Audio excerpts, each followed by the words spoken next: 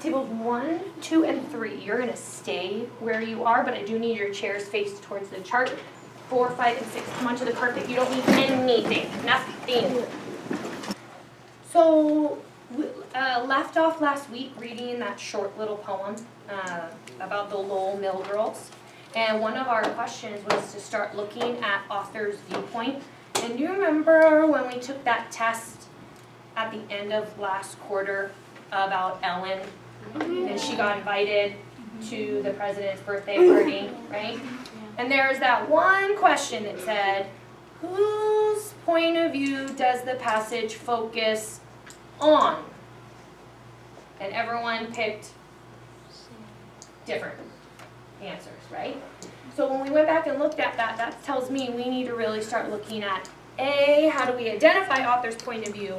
And then that tricky question might be, who does it focus on, based if it's first or third person, okay? So when we think about author's point of view, can anyone think of another word to describe point of view like that? Sanji? Perspective. Perspective. Good job.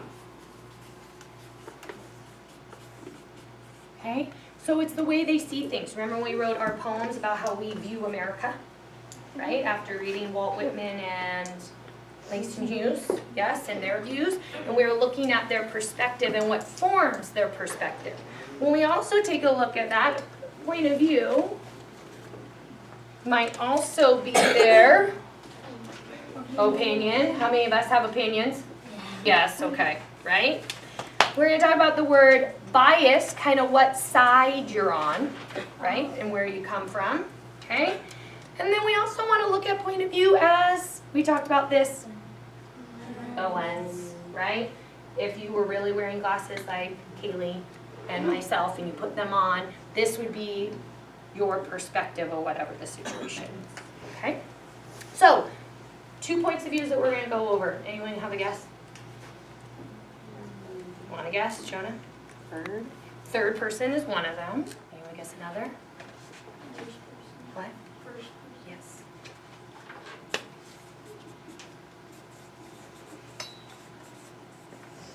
Real quick, turn to your neighbor. Tell your neighbor if you know any characteristics of first person or third person. And if you don't know, that's okay. Hopefully your neighbor does and you're going to learn something right now. It focuses on the person's point of view. And third person like freak the mighty. And first person's like the author's point of view.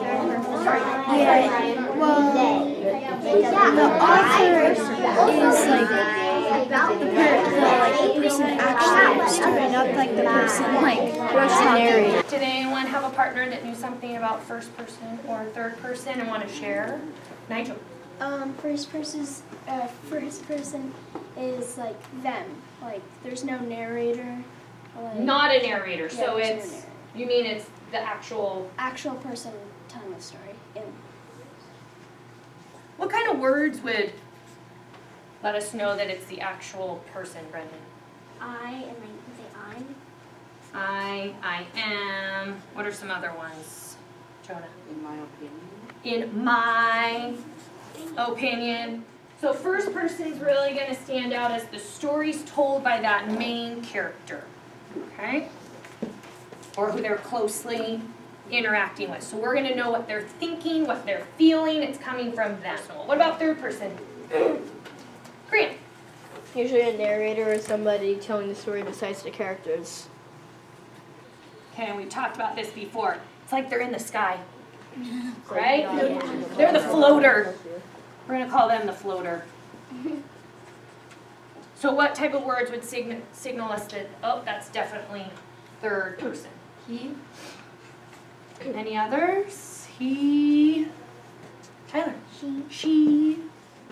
Oh, the actual character's name. Thank you for pointing that out. So when we're looking at third person, it's the author telling the story without sharing how the characters really feel, because do they know? No. No, right? All right. So when we're looking at author's point of view, we want to use this for more than just, oh, it's first person, third person, but we're going to use it because we're going to start talking about the message or the theme of the story. And a lot of the times this point of view and this lens can lead into that.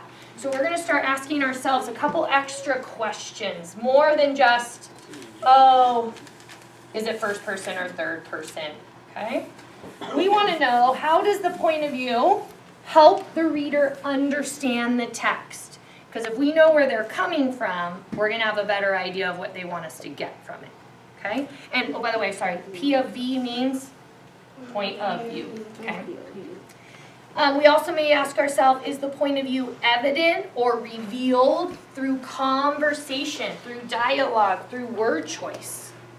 Maybe these aren't so obvious. So we got to look at what they're talking about, what they're saying. And then we also want to look at if there's a description of characters, actions, or the situations that they're in. So we're going to take this to a whole nother level than just it's first person, third person. When we walk in from break, I shouldn't have to repeat what I'm going to tell you now. You're just going to jump into that activity. Sound good? So magazines, pencils, go.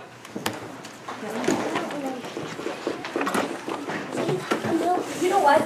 Salma, don't you? They might have they might have already. Task number 1. You're going to work on text-dependent question number 1 on your bookmark. So I'm going to hand these out. Text-dependent question number 1 has 2 parts. You're only doing part A because the second part has to do with the second poem and we haven't read the second poem yet. Okay? You're only going to do part A. I know, and Kaylee, you were absent, so you're gonna, it's quick 9 lines. You'll go ahead and read that and get all caught up. You're going to be looking and answering about author's point of view, and I need you to use evidence using these guided questions. Where do you see that in the poem that we read, the short one? When you finish that, I'm going to be with a small group. If I haven't met back, I'm still with my group, then you're going to move on to task number 2. So you're going to get to read the next poem, which I know Brendan is really excited about. Okay? So, and it's called A Mill Picture. Notice I want you to read it with a partner at your seat, preferably the one that you normally read with. But if that person's with me, then what do? Read with the other. Read with the other.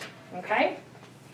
We're going to close read 3 times for the same 3 things we did with this small poem. First, we're looking at rhyme and rhythm. Okay, those components of poetry that we focused on last time. Then you may go through and look for vocabulary. We're going to circle that and make our predictions to help us clarify. Vocabulary, in this case, may be an entire phrase. Lots of figurative language. Again, another component of poetry that we identified the last time. So you may have a whole phrase or a multiple meaning word that you're like, wait a second, that doesn't make sense there if I use the word I know. Okay? And then number 3, with your partner, you're going to go through and I want you to identify what's the point of view. And does that help you figure out the message of the poem? Okay? This is if you get done before I get to you. If you don't get all of that done, are we going to freak out? No, because guess what? Then we're going to do it together. And I'm going to pull another group and we'll go through it. Okay? So it's just something. What is the narrative point of view for when I say Nil. I set out for the well. What is the narrative point of view for the picture? Well, I think the point of view is on a person who lives in like a very rural Remember that test that we took that we were talking about? Okay, this was that one question that we struggled with a little bit. And I remember Kaylee going like, oh, now I get it. Because what were you thinking?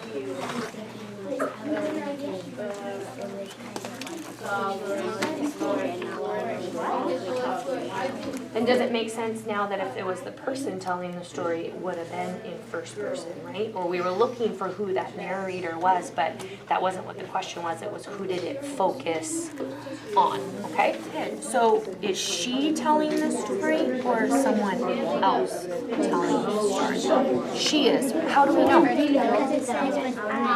Oh. Take your colored pens. I want you to circle all of those words that signal, yep, this is first person. I know that this girl is telling the story, right? What other words do we see? I know I. My. Where's my? Let's circle my. I think and Okay, it's an actual place. It's not it's an actual place. It's not just like instead of just factory, it could be or like instead of city or town, it could be Lowell. You know, so it's capitalized because it's an actual thing. Oh, you write a message. You might have written a message. Okay, what if you wrote the message? That's fine. That's good. So now you're telling me what. So is this from first person or third person? Is it from the actual girl? Is it from someone who's seen when we have I? So look up what we have I and then I.